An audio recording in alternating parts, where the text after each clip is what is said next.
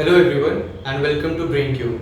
In the past month, Sri Lanka's President Ranil Wickremesinghe visited India on a 2 days official visit, wherein he met the Indian Prime Minister Narendra Modi as well as key important leaders of the Indian government. Several MOUs and agreements were signed and discussion also took place. What were these agreements and how exactly this is going to impact the future course of India and Sri Lanka's relation is the topic of today's video. I am Shantam Gupta.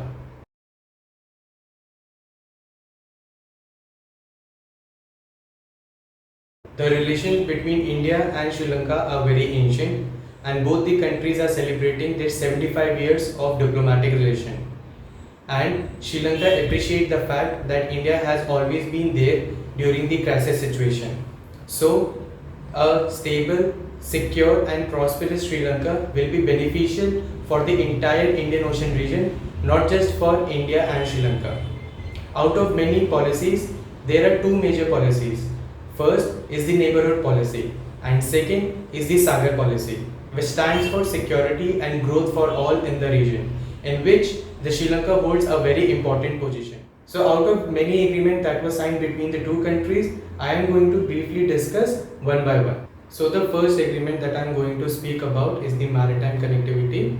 So both the countries have agreed upon for the development of ports and logistics at Colombo as well as in Trincomalee, so that there is an improvement in the shipping, regional shipping as well as the logistics. The second point is the reassumption of passenger ferry services between Nagapattinam, which is located in India, and Kankesathandurai, which is located in Sri Lanka, and also exploring the option of ferry services between Rameshwaram and Talaimana, which is situated in Sri Lanka. The second agreement that I am going to speak on is the air connectivity. As we all know that the air connectivity promotes investment in the region, it also enhances the cultural exchange between the two regions and also improve people to people ties in the region. So understanding the importance of the air connectivity, both the nations have now put forward the air connectivity between Chennai and Jaffna and also between Chennai and Trincomalee. The option has also been open for exploring new areas of destination. The third agreement that has been signed between India and Sri Lanka is the energy and power connectivity.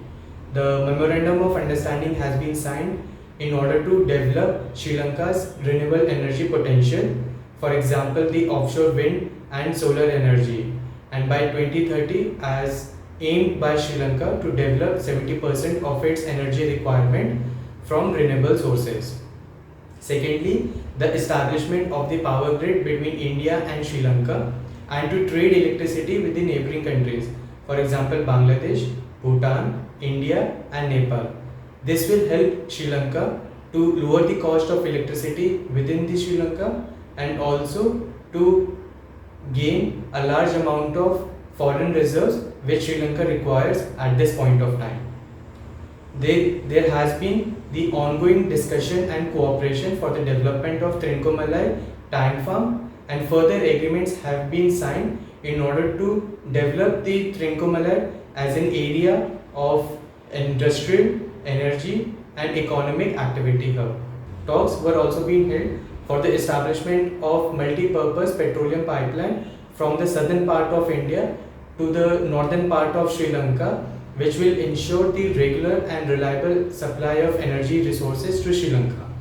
Lastly, there has been talks for the joint exploration and production of hydrocarbons in the Sri Lanka's offshore basin and developing the Sri Lanka's energy sector.